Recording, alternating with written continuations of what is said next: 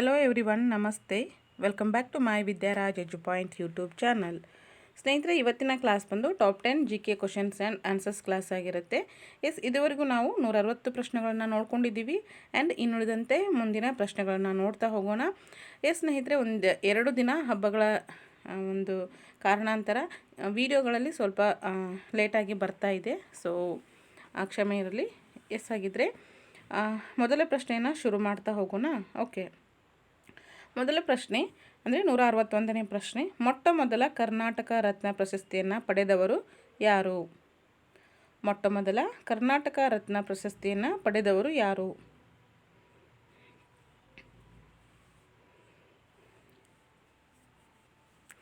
ಸ್ನೇಹಿತರೆ, ಎಲ್ಲರೂ ಕೂಡ ತುಂಬಾ ಸಪೋರ್ಟ್ ಮಾಡ್ತಾ ಇದ್ದೀರಾ ನಮ್ಮ ಚಾನಲ್ಗೆ.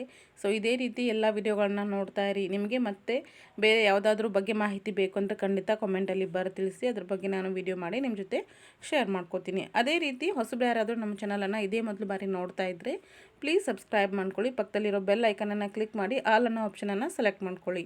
ಸೊ ಲೈವ್ ಕ್ಲಾಸ್ ಆಗಿರ್ಬೋದು, ರೆಕಾರ್ಡೆಡ್ ಕ್ಲಾಸ್ ಆಗಿರ್ಬೋದು, ಯಾವಾಗಲೇ ನಾವು ಅಪ್ಲೋಡ್ ಮಾಡಿದರೂ ಸಹ ನಿಮಗೆ ನೋಟಿಫಿಕೇಷನ್ ಬರುತ್ತೆ. ನೀವು ಆಗಿಂದಾಗಲೇ ಆ ಒಂದು ಕ್ಲಾಸನ್ನು ನೋಡ್ಬೋದು, ಅಥವಾ ಲೈವ್ ಕ್ಲಾಸ್ ಇದ್ದರೆ ನೀವು ಜಾಯ್ನ್ ಆಗ್ಬೋದು. ಓಕೆನಾ? ಸರಿ, ಹಾಗಿದ್ದರೆ ಈ ಪ್ರಶ್ನೆಗೆ ಉತ್ತರ ನೋಡೋಣ.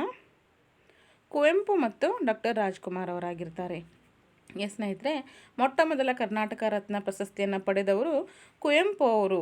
ಸಾಹಿತ್ಯ ಕ್ಷೇತ್ರಕ್ಕೆ ಬಂದರೆ ಕುವೆಂಪು ಅವರು, ಮತ್ತು ಸಿನಿಮಾ ಕ್ಷೇತ್ರಕ್ಕೆ ಬಂದರೆ ರಾಜ್ಕುಮಾರ್ ಅವರು ಆಗಿರ್ತಾರೆ. ಯಾವಾಗ ಅಂದರೆ 1992 ಅಂತಕ್ಕಂಥದ್ದು. ಸರಿನಾ? ಹಾಗಿದ್ರೆ ನೆಕ್ಸ್ಟ್ ಪ್ರಶ್ನೆ 162ನೇ ಪ್ರಶ್ನೆ. ರಾಷ್ಟ್ರೀಯ ಕಾಂಗ್ರೆಸ್ ಪೂರ್ಣ ಸ್ವರಾಜ್ಯ ನಿರ್ಣಯವನ್ನು ಎಲ್ಲಿ ಕೈಗೊಂಡಿತು?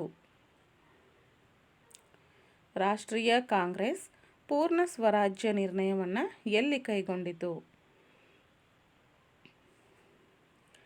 ಹಾಗಿದ್ರೆ ಉತ್ತರ ಲಾಹೋರ್ನಲ್ಲಿ.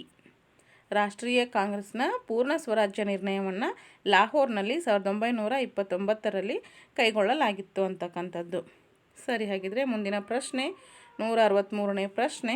ಪ್ರಪಂಚದಲ್ಲಿ ಋಣಾತ್ಮಕ ಕಾರ್ಬನ್ ಹೊಂದಿರುವ ಏಕೈಕ ರಾಷ್ಟ್ರ ಯಾವುದು? ಪ್ರಶ್ನೆ ಮತ್ತೊಮ್ಮೆ. ಪ್ರಪಂಚದಲ್ಲಿ ಋಣಾತ್ಮಕ ಕಾರ್ಬನ್ ಹೊಂದಿರುವ ಏಕೈಕ ರಾಷ್ಟ್ರ ಯಾವುದು?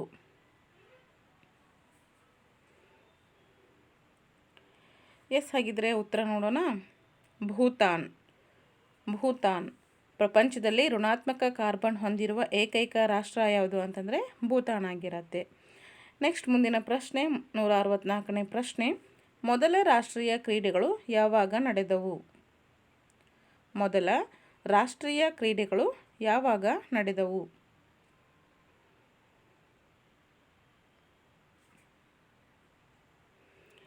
ಉತ್ತರ 1924ರ ಲಾಹೋರ್.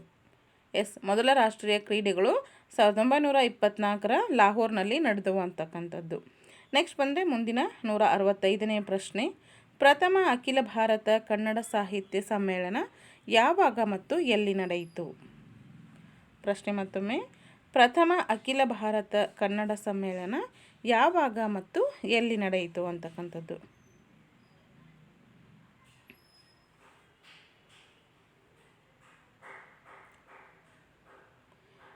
ಉತ್ತರ ನೋಡೋಣ. 1915 ಬೆಂಗಳೂರಲ್ಲಿ. ಪ್ರಥಮ ಅಖಿಲ ಭಾರತ ಕನ್ನಡ ಸಾಹಿತ್ಯ ಸಮ್ಮೇಳನ 1915ರಂದು ಬೆಂಗಳೂರಲ್ಲಿ ನಡೆಯಿತು ಅಂತಕ್ಕಂಥದ್ದು.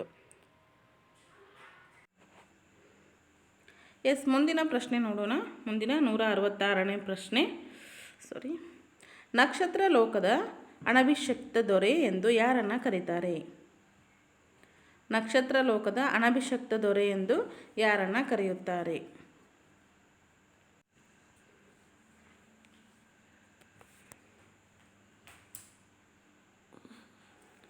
ಹಾಗಿದ್ರೆ ಉತ್ತರ ನೋಡೋಣ.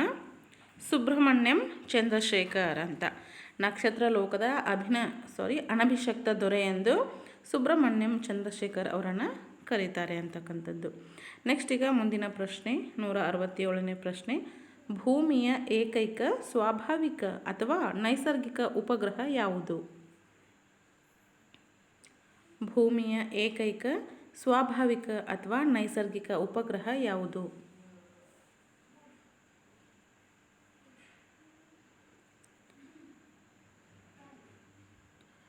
ಹಾಗಿದ್ರೆ ಉತ್ತರ ಚಂದ್ರ.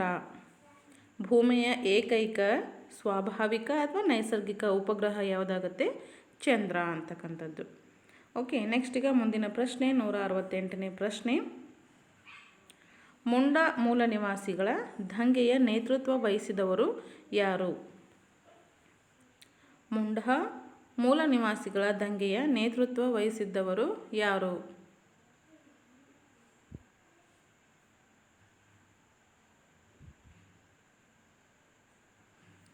ಎಸ್, ಉತ್ತರ ನೋಡೋಣ.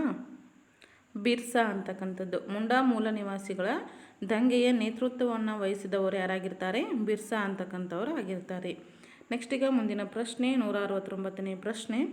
ನಿತ್ಯ ಹರಿದ್ವರ್ಣ ಕಾಡುಗಳಲ್ಲಿ ವಾರ್ಷಿಕ ಮಳೆಯ ಪ್ರಮಾಣ ಎಷ್ಟು? ಎಸ್, ನಿತ್ಯ ಹರಿದ್ವರ್ಣ ಕಾಡುಗಳಲ್ಲಿ ವಾರ್ಷಿಕ ಮಳೆಯ ಪ್ರಮಾಣ ಎಷ್ಟು?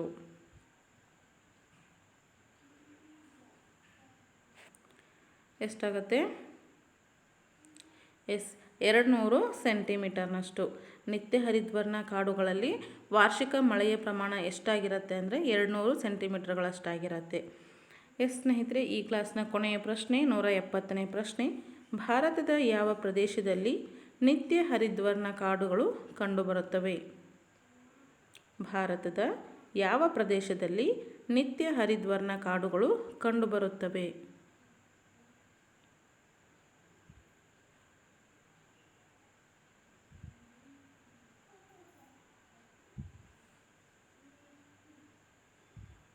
ಎಸ್ ಆಗಿದ್ದರೆ ಉತ್ತರ ನೋಡೋಣ. ಪಶ್ಚಿಮ ಘಟ್ಟಗಳು ಅಂಡಮಾನ್ ಮತ್ತು ನಿಕೋಬಾರ್, ಅಸ್ಸಾಂ ಮತ್ತು ಒಡಿಸ್ಸಾ. ಪಶ್ಚಿಮ ಘಟ್ಟಗಳು ಅಂಡಮಾನ್ ಮತ್ತು ನಿಕೋಬಾರ್, ಅಸ್ಸಾಂ ಮತ್ತು ಒಡಿಸ್ಸಾ ಅಂತಕ್ಕಂಥದ್ದು. ಭಾರತದ ಪಶ್ಚಿಮ ಘಟ್ಟಗಳು ಅಂಡಮಾನ್ ನಿಕೋಬಾರ್, ಅಸ್ಸಾಂ ಮತ್ತು ಒಡಿಸ್ಸಾ ಈ ಪ್ರದೇಶದಲ್ಲಿ ನಿತ್ಯ ಹರಿದ್ವರ್ಣ ಕಾಡುಗಳು ಕಂಡುಬರುತ್ತವೆ ಅಂತಕ್ಕಂಥದ್ದು. ಎಸ್ ಸ್ನೇಹಿತರೆ, ಐ ಹೋಪ್ ಈ ಕ್ಲಾಸ್ ಅಥವಾ ಈ ವಿಡಿಯೋ ನಿಮಗೆ ಇಷ್ಟ ಆಗಿದೆ ಅಂತ ಅನ್ಕೊತೀನಿ. ಸೊ ಪ್ಲೀಸ್ ಇಷ್ಟ ಆಗಿದ್ದರೆ ಲೈಕ್ ಮಾಡಿ, ಶೇರ್ ಮಾಡಿ, ಸಬ್ಸ್ಕ್ರೈಬ್ ಮಾಡ್ಕೊಳ್ಳಿ. So thank you. ಮತ್ತೊಂದು ಹೊಸ ಮಾಹಿತಿಯೊಂದಿಗೆ ಮತ್ತಷ್ಟು ಹೊಸ GK ಪ್ರಶ್ನೆಗಳು ಮತ್ತು ಕರೆಂಟ್ ಅಫೇರ್ಸ್ ಜೊತೆಗೆ ನಿಮ್ಮ ಮುಂದೆ ನಾಳೆ ದಿನ ಬರ್ತೀನಿ. So thank you friends, thanks for watching, keep support me. Thank you so much.